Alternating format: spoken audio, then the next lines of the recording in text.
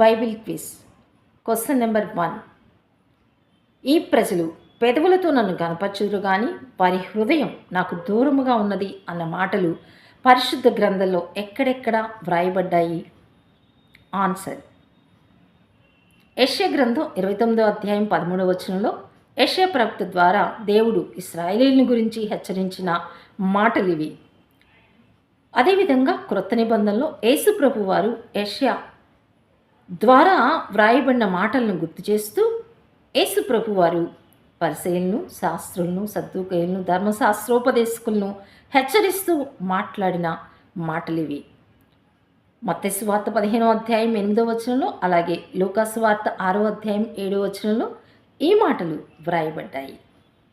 మరి ఆనాడు ఇశ్రాయేలుల గురించి పలికిన హెచ్చరికలు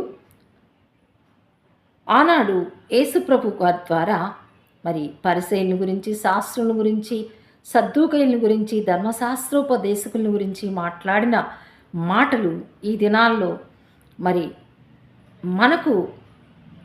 మనం ఏ రీతిగా ఉన్నాము అన్నది మనకు గుర్తు చేయబడుతున్నాయి. నిజంగా మనం హృదయపూర్వకంగా దేవుని ఆరాధిస్తున్నామా, గణపరుస్తున్నామా?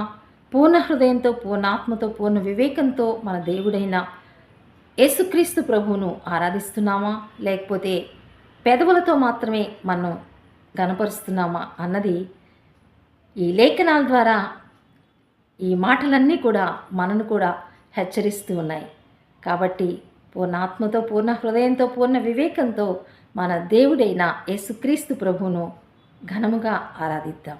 God bless you.